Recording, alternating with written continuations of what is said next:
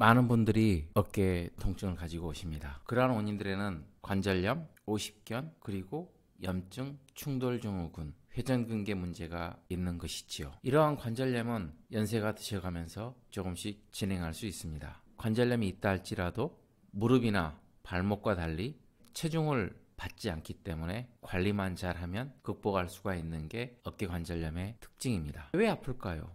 안에 들어가 보면 빨갛게 달아올라 있는 염증 상태를 확인할 수가 있습니다. 이러한 헐마그 염증이 아파하게 하는 것이죠. 염증은 한시적입니다.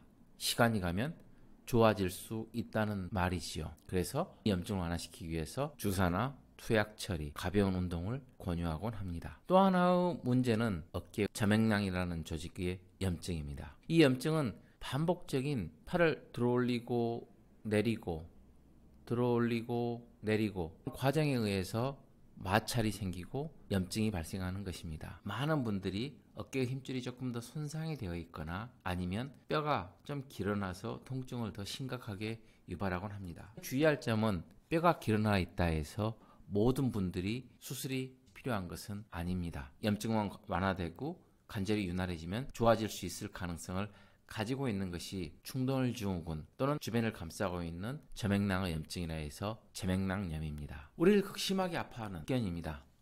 관절의 강직, 육착성 관절염이라고 불리우는 이 문제는 극심하게 아프게 하고 심각한 밤의 통증을 유발합니다. 조금도 앞으로 옆으로 들어올릴 수 없고 특히 등을 긁으려고 하면 불가능할 정도로 심각한 통증을 가지고 계시곤 하지요. 당뇨가 계신 분들은 훨씬 더 많은 통증을 호소합니다. 이를 오십견이라고 불리고 있습니다. 그럼 이런 문제는 어떻게 해결할까요? 가장 좋은 것은 시간입니다. 그럼 의사는 뭘 하죠? 의사는 그 시간을 조금 더 단축시켜 주고요. 또 그 아픈 시간을 동안에 그 고통을 줄여주는 역할을 해드릴 수가 있습니다. 오십견은 보통 1년에서 길면 3년 이상의 고통을 가지고 살게 될 수 있습니다. 심각한 야간통이 지속될 수 있다는 것이죠. 이때 어깨에 주사를 놔주고 관절을 재활을 해줌으로써 이 문제를 빨리 그리고 덜 고통스럽게 해결해 줄 수 있는 것이 의사들이 할 수 있는 역할이라 하겠습니다. 많은 분들이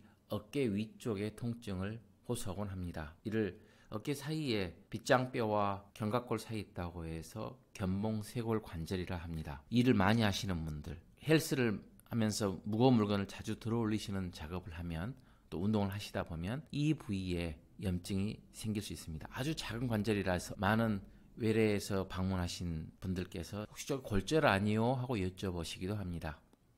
이는 견봉쇄골의 관절이고 이 관절에 염증이 발생하는 것입니다. 이런 관절에 염증이 발생했다고 해서 모든 분들이 증상을 호소하는 것은 아닙니다. 증상이 있다면 주사 치료를 통해서 해결할 수 있고 극히 드문 환자에서 수술을 요할 수 있겠습니다. 종종 외래에 오시는 분들 중에서 급작스럽게 심각한 통증으로 나는 이 문제가 내 어깨를 꼼짝도 못하게 하니까 해결을 해달라고 오시는 분들이 있곤 합니다. 앉아있기도 힘들어 하시고 고통스러워 하시는데 어깨의 석회성 근염을 가지고 있는 것입니다. 석회성 근염은 이렇게 뭉게 시작하다가 좀 딱딱해집니다. 이때는 별로 안 아프십니다. 어느 때 아프시냐면 이 석회가 사라질 즈음 조금씩 흡수되는 과정에서 몸에 반응을 유발합니다. 그래서 고통스럽게 하고 이때 의사분들이 주사를 치료해 줌으로써 호전을 얻을 수가 있는 것이 석회성 근염입니다. 흔히 알려져 있는 회전근개 손상은 대부분 퇴행 변화입니다. 만성 변화인 것이죠. 드물게 요즘 연세 드신 분들도 스포츠 활동을 즐기다 넘어지시거나 아니면 과도한 힘을 주었을 때 이 힘줄이 뚝 떨어질 수가 있습니다. 나이가 들어갈수록 어깨 힘줄은 약해지고 약해진 힘줄에 염증이 잘 생기고 많은 분들이 불편해하시는 경우가 그게 바로 회전근개의 문제에 의한 통증입니다.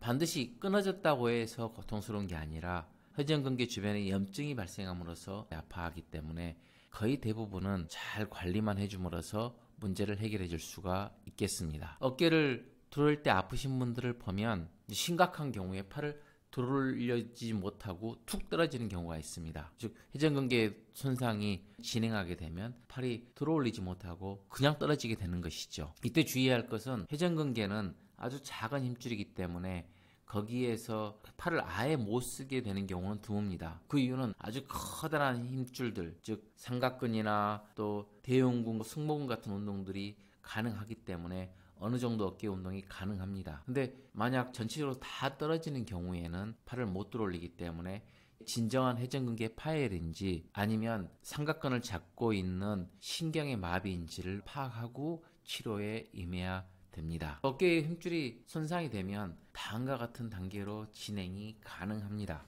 조금씩 파열되고 궁극에 가서는 어깨가 위로 올라가게 되고 나중에는 힘줄을 꼬매주기가 힘들 상태를 말하는 것이지요.